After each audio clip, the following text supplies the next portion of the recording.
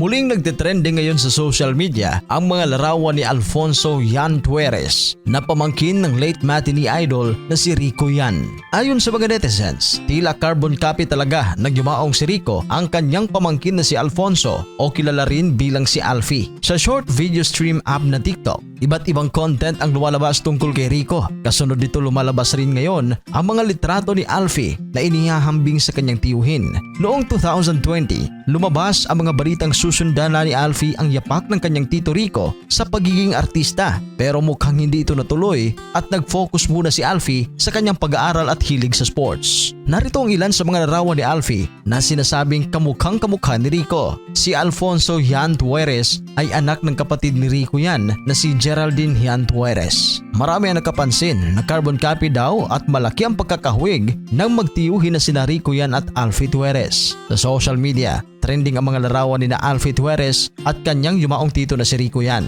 Isang football player ng baseball team si Alfie Tuerez. Sa kanyang Instagram account, makikita ang kanyang post tungkol sa kanyang mga sinasalihang baseball tournament. Malapit din si Alfie Tuerez sa kanyang ama na si Jose Francisco Tuerez. Sweet and caring din si Alfie sa kanyang mga kapatid at sa buong pamilya. May mga nagsasabi rin na pwede nang manahin ni Alfie Tuerez ang titulo ng kanyang tiyuhin bilang crush ng bayan. Ang kanyang artista looks, marami na ang nag-aabang kung papasukin na nga ba ni Alfie Tuerez ang show business. Samantala, matunog ngayon sa social media ang pangalan ng yumaong aktor na si Rico Yan. Ito nga po ay matapos ang sunod-sunod na paglabas ng iba't ibang video edits and photos ni Rico noong kabataan niya. Dahil sa paghanga ng netizens sa late actor, naging trend of late ang pagbisita sa kanyang puntod. May mga kumikwestiyon naman kung admiration nga ba ang nagtulak sa mga bumisita sa kanyang kinahihimlayan. May mga humirit na nagmistulang tourist spots na ang libingan ng dating aktor dahil lamang sa clout.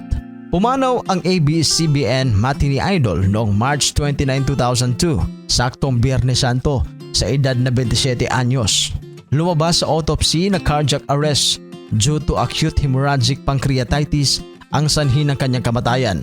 Sa video, naka-private mode na ngayon, makikita ang uploader na palakad-lakad sa pagilid ng puntod ni Rico habang pinagmamasdan ito. Hinahaplos-haplos din niya ang lapida at ang mural sa likod nito na para bang malapit sa kanya ang yumaong aktor. Hindi naman napigilan ng mga netizens na mag-iwan ng samot-saring komento sa TikTok post. Hindi lamang natapos sa isa o 3 media posts ang nag-share ng kanilang mga larawan na kuha rin sa puntod ni Rico. Mayroon din namang isang barkada at may isang buong pamilya pa. Kaya sana nga lang ay genuine ang interes, paghanga at pagmamahal nila sa late actor at hindi lang for the clout at pampataas ng engagement. Sa panahon ng social media, importanteng manaig pa rin ang sensibility at sensitivity pagdating sa kapwa, buhay man o patay na.